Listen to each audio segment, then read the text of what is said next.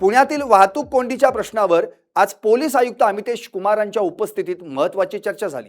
स्थानिक प्रश्न आणि वाहतूक कोंडी सोडवण्यासाठी प्रत्येक पोलीस चौकीत नवीन सल्लागार समिती स्थापन करण्यात येणार असल्याची माहिती त्यांनी दिली। पुढील 15 दिवसांमध्ये या समित्यांकडून वाहतूक कोंडी सोडवण्यासाठी आराखडा तयार करून देण्यात येणार आहे। त्यानुसार वाहतूक सुरळीत करण्यासाठी पोलिसांकडून उपाययोजना केल्या जाणार आहेत। दरम्यान प्रायोगिक तत्वावर रस्त्यावर उभं राहून ई-चलनाची कारवाई केली जाणार नसल्याचं अमितेश कुमारांनी स्पष्ट केलं। ही प्रक्रिया कंट्रोल रूम मधून करण्यात येणार आहे। वाहतूक पोलीस कर्मचारी वाहतूक कोंडी सोडवण्यावर लक्ष केंद्रित करतील, मात्र याचा अर्थ वाहतूक नियम तोडणाऱ्यांवर कारवाई होणार नाही असा नाही। Drink and drunk drive, fancy number plate आणि वाहनांच्या काचांना अनधिकृत ग्लास पेंटिंग केल्यास कारवाई केली जाणार असल्याचं पोलीस आयुक्तांनी स्पष्ट केलंय। पोलीस दल आणि प्रशासन कडून काय काय उपाययोजना वाहतूक सुधारण्यामध्ये करण्यात येत्या याची एक विस्तृत प्रेझेंटेशन झाली।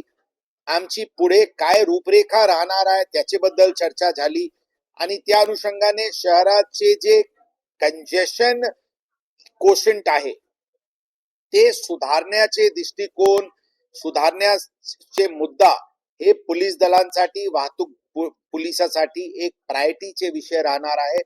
आणि जे इन्फोर्समेंटचे विषय आहे ते आम्ही त्यांना सेकंडरी आणि डिप्रायोरिटाइज केलेले आहे। कारण एक आम्ही परिपत्रक पण 3-4 दिवसापूर्वी काढलेले आहे, ज्यामध्ये प्रायोगिक तत्वावर आमचे कर्मचारी ई चलान मशीनद्वारे किंवा कोणत्याही गोष्टीवर रस्त्यावर उभे राहून इन्फोर्समेंट करणार नाही।